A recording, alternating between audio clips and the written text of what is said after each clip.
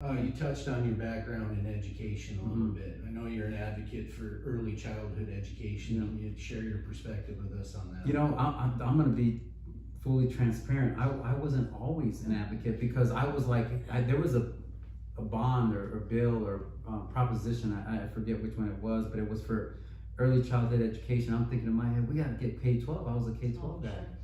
And so I started to learn more about it. And when I was at Desert Vista campus, I was in charge of creating a child care center. So I started to learn about early childhood education.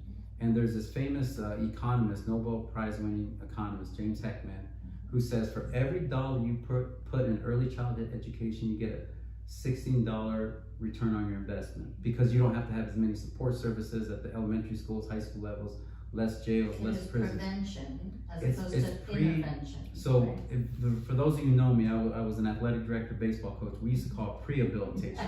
You don't want to rehab, you want to prehab, and that's what we're doing. If you can get early childhood education, ages 0 to 5, where 90% of their brain is developed, and get them a good foundation, a lot of these issues we have would, not want to say they'd go away, but we'd be able to have a lot better grip on them, and we'd have a lot more success. So I'm so passionate about early childhood education now. You know, one of the issues right now, though, is that they're funded by the nicotine tax, right? And so not many people are smoking as much as they used to. Or fewer people. Fewer people, yeah. But what the issue is also the vaping. The vaping doesn't get the nicotine tax. So the funding for early childhood education is going down. So it's like, we don't want to encourage people to smoke more, right, but we've got to figure out some of the vaping and other ways to fund this, because it is so vital and important that these, you know, our young children, you know, that they're in safe places, good schools, but they have access to early childhood education.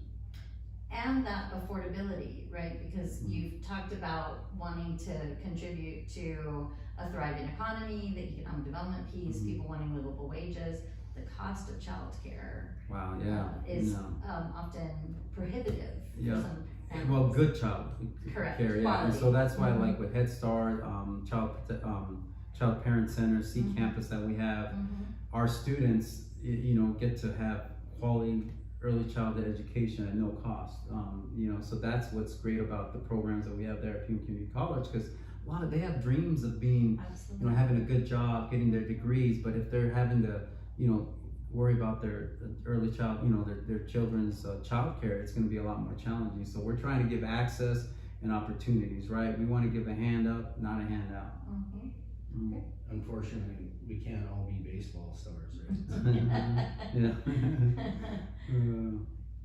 You might remember I actually directed an early childhood education initiative for United Way, and learned, just like you, all of the brain development piece, all of the 0 to 3 or 0 to 6, and those milestones and the importance of it.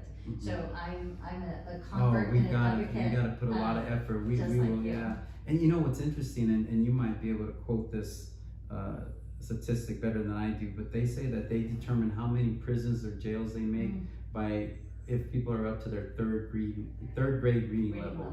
I mean, that's so sad, you know? And so I'm like, we need to put a lot of effort so everybody can read at the 3rd grade level when they're in the 3rd